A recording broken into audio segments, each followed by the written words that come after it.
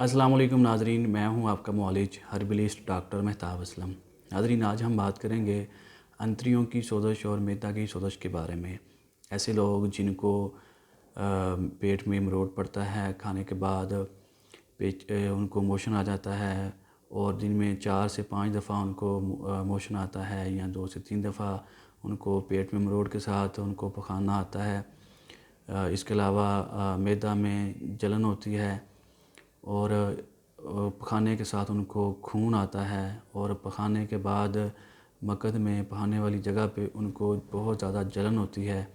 ऐसे लोग जो हैं, इनके लिए एक बहुत ही अच्छा नुस्खा लेके आपकी खिदमत में हाज़िर हुए हैं।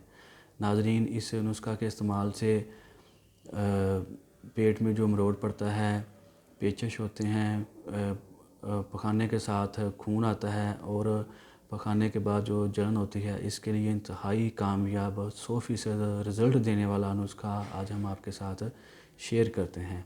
नाज़रीन, इस नुस्खा के जो अज़्ज़ा हैं वो 3 हैं। इसका जो पहला जूज़ है वो मलट्ठी है। नाज़रीन, मलट्ठी इसमें 100 ग्राम शामिल होगी। दूसरा जूज़ जो है इसका वो हल्दी है। हल्दी इसमें 100 ग्राम शामिल होगी। इसका जो तीसरा जूज़ है नाज़रीन वो सौंफ है। सौंफ भी इसमें 100 ग्राम शामिल होगी। इन तीनों को अच्छी तरह से पीस कर इसका सफ़ूफ तैयार कर लें और इसको किसी डिब्बी में महफूज कर लें। अगर इसको आप थोड़ी मकदार में बनाना चाहें तो 50-50 ग्राम जो है वो आप तीनों अज्ज़ा को ले सकते हैं, यानी 50 ग्राम मलट्ठी, 50 ग्राम सौंफ और 50 ग्राम हल्दी।